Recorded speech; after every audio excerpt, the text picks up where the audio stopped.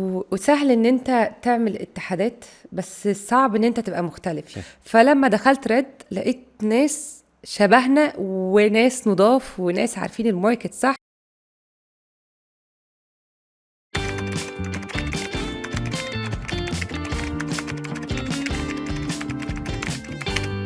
مساء الفل. مساء الفل. رانيا هانم، ازاي معاكي؟ انا تمام، ايه الاخبار؟ الحمد كله لله. حلو؟ كل حاجه. اهلا بيكي في ريد فلاج ومنورانا كالعاده. ونورك يا ناس. ودايما انت البرنسس بتاعت ريد كولابوريشن كلها. ثانك يو، شكرا. ميرسي تسلم ليك. لي، شكرا.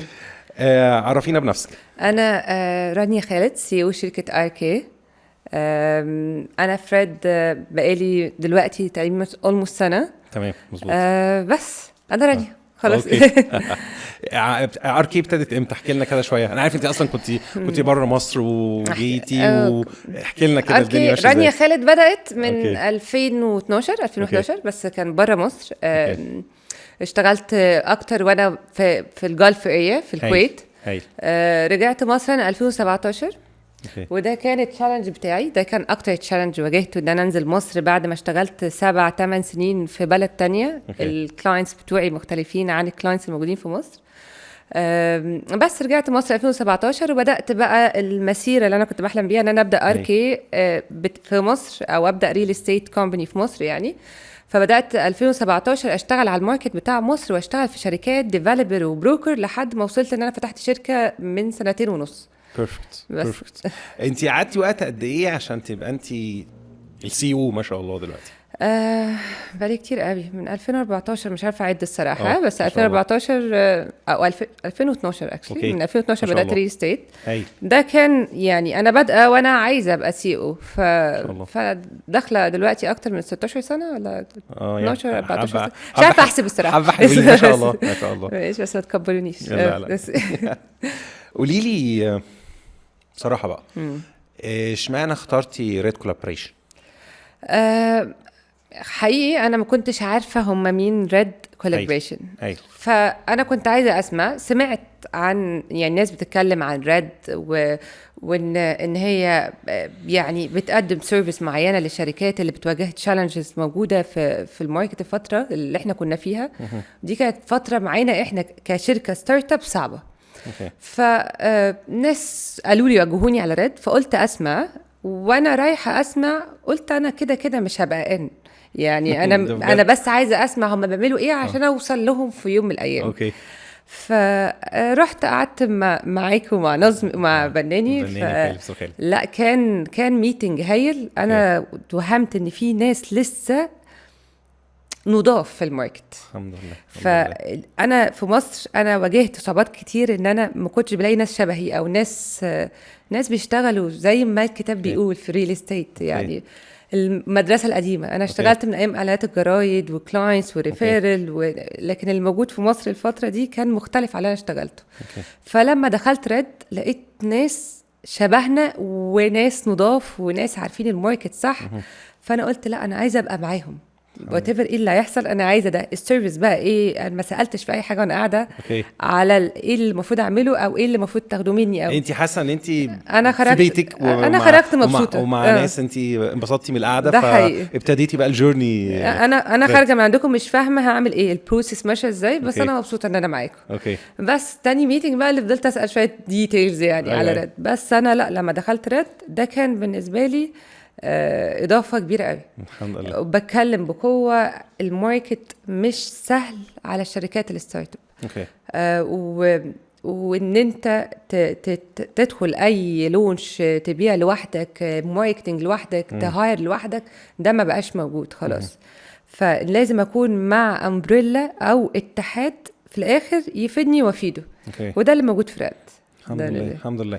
بصي انا يعني اولا دي شهاده لينا كلنا بصراحه. ار كي وبالذات البرنسس الجميله بتاعتنا، انت فدتي المجموعه كلها واحد حقيقي، ومن اكتر الناس المؤثره جوه ريد كولابوريشن، ومن المقربين بكلام صراحه مننا كلنا كرانيا خالد قبل ار كي اصلا. يمكن حضرتك كمان اللي بتعمليه اكتر حاجه ان انت اي حد بتشوفيه شبهنا وكده، حضرتك دايما تدي ريكومنديشن نظمي الناس دي شبه الفاميلي دي، شوفهم ولو هم تمام ضمهم للمجموعه.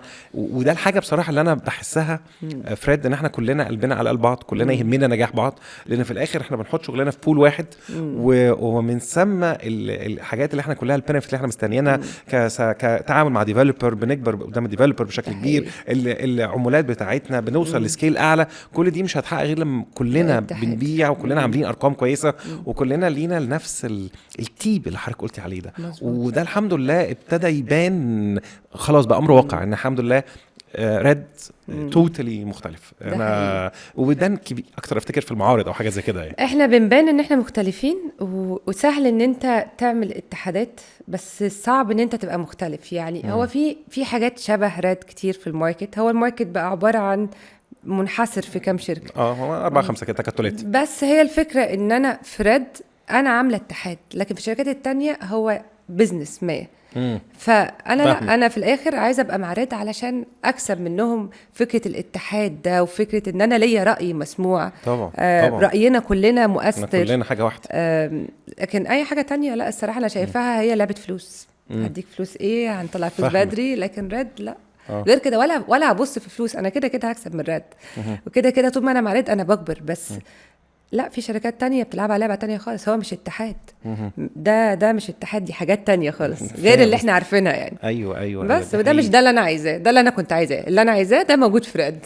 في واحد بدون ذكر اسمه طبعا، الناس كنت لسه مقابله، فهو كان في تحالف من التحالفات ديت وجاي يقعد معانا، فبيقول لي الموضوع هنا مختلف. الموضوع هنا ان انا فعلا لو مش عندي تيم انت تقدر تعيلي تيم، ولو التيم دوت موجود انت تقدر تدربه لي في ريد اكاديمي، وبعد ما يتدرب انت هتقدر تنقله مرحله ثالثه ان هو ياخد من ليه طب ياخد ليد كويسه بسعر كويس بكواليتي عاليه، هتبقى فيه اللي هو وعارف بقى هو عارف بقى ناس اكيد من الفاميلي يعني عندنا. فبيحكي لي اللي هو موضوع ان يبقى كل اسبوعين 3 بيبقى فيه الدايركشن والاوبورتيونيتي والكوميتي اللي احنا بنعمله، فبشايف الدنيا ماشيه ازاي. وبصراحه الميزه الجميله فينا كلنا ان كل واحد قوي في حاجه هو بيقدمها للناس كلها، مش مختزلها لنفسه. فيمكن دي الحاجه الحلوه جوه الكولابوريشن. مظبوط. الحمد لله. قولي لي بقى يا راني هانم، بتعرفي ازاي في ظل الظروف والوقت اللي احنا على طول موجودين فيه في الشغل ان انت تعرفي تفصلي حياتك الشخصيه عن حياتك العمليه؟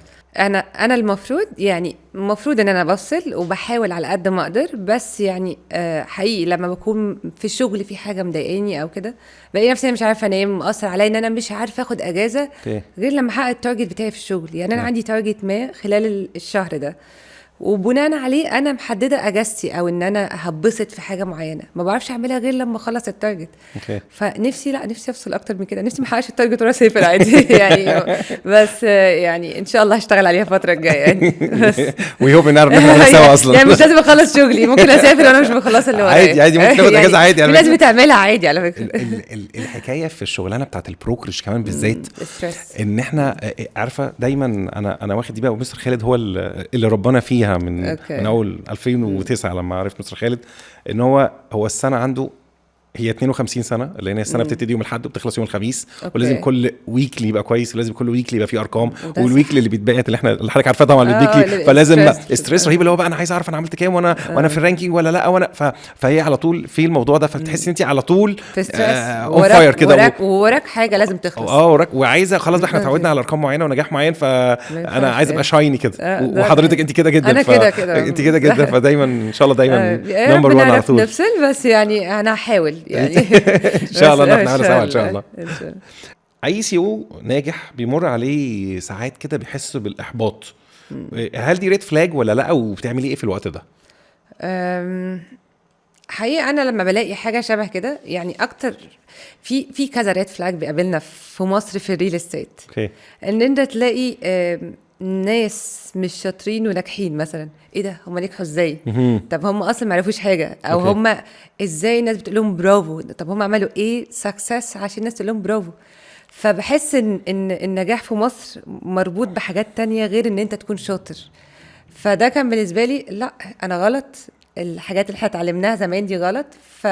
فساعات بقف كده افكر لا ده تشالنج بالنسبه لي ان انا لا زي ما انا وهفضل اعلم الناس عمرنا ما بتوعي. هنبقى زي مش هنبقى زيهم. اه هفضل اعلم الناس بالطريقه بتاعتي بالاولد سكول.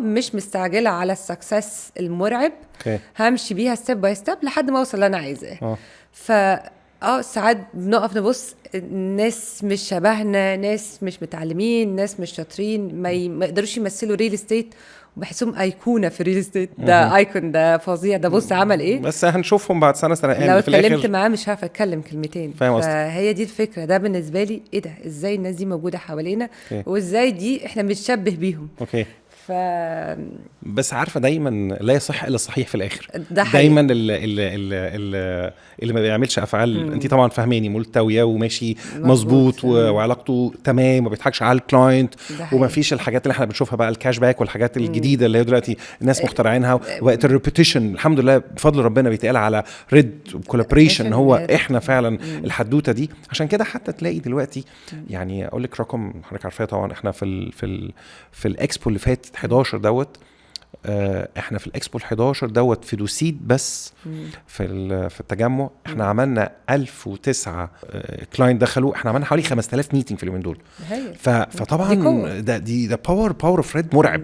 والحمد لله يعني مره بعد مره كل مره بتنجح بنقوى اكتر وبننجح اكتر والدنيا ماشيه بشكل كبير احسن والحمد لله. ماشيين بستبس واضحه بالظبط ومش لازم نسكيب حاجه. احنا ماشيين صح.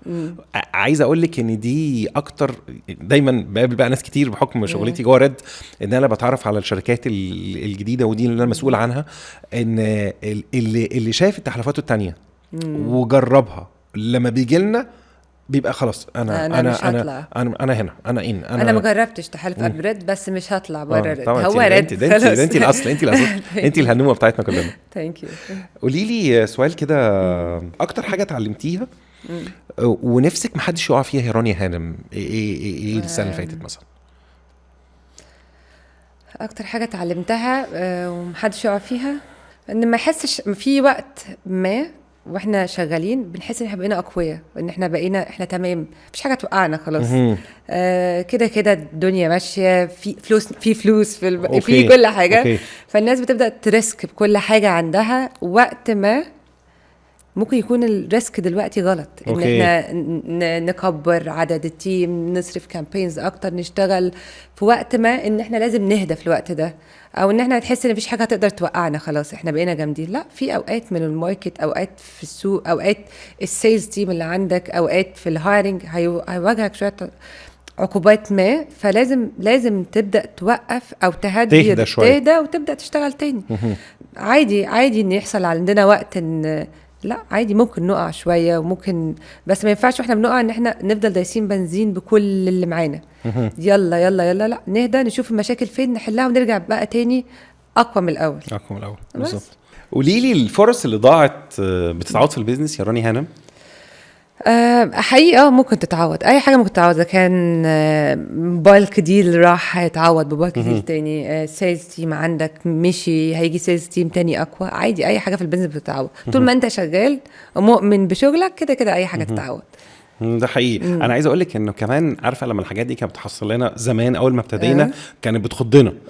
دلوقتي بجد هي بتقوينا وبنتعلم منها وبتعدي وربنا بيعوض لنا بحاجات احلى كتير. وراح بيجي غيره عادي.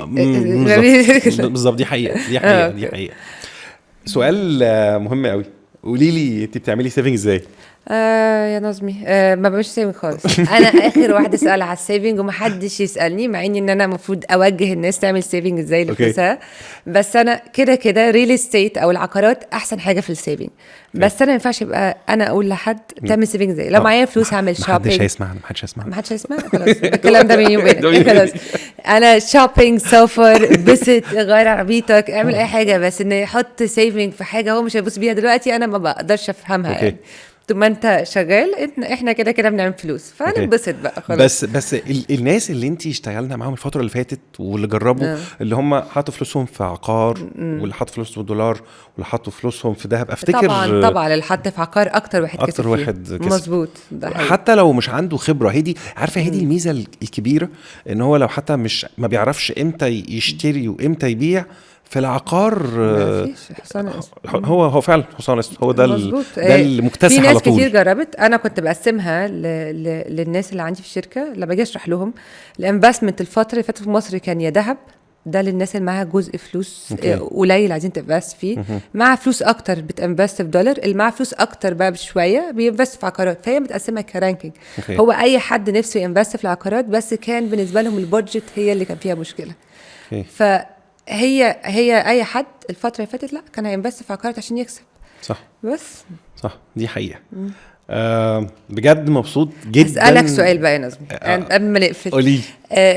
الباور اللي عندك بتيجي منين؟ يعني انا نفسي اخد ربع الباور اللي عندك كل يوم. كل يوم نظمي هو بنفس الباور ما بيقعش. فقول لي شويه حاجات نعملها عشان نبقى نفس الباور ده. انت ساعات بتيجي تفوقني اللي هو نظمي جه ادانا شويه باور، بدانا نشتغل بقوه اكتر. دي شهاده كبيره جدا جدا. انا عايز اخد شويه من الباور اللي عندك، التبس اللي عندك. قول لي. اولا انت ملكه الباور، انت بس بتسالي حد، لكن انت كده. بصي انا بحب جدا شغلي. بحب جدا اللي انا بعمله. بحب جدا الناس كلها اللي جوه الكولابوريشن. فانا بحس بصراحه ان انا الواحد ما بيصدق يفتح عينه عشان يروح شغل، لان هو بيقابل ناس حقيقي هي اللي بتمدني بالباور ده. يعني انا لما بقابلك وبقابل التيم اللي عند حضرتك والستاف اللي عندك ولما كده، انا بالعكس، ما هو اكيد اي حد بيدي باور هو بيبقى محتاج يشحن. فانا حظي حلو ان احنا مع بعض، وحظنا كلنا حلو بصراحه ان احنا كلنا الناس اللي جوه الكولابوريشن كلهم زي ما حضرتك قلتي، هم كلهم شبهنا، هم كلهم احنا قاعدين فعلا، هي حقيقي هي ريد فاميلي.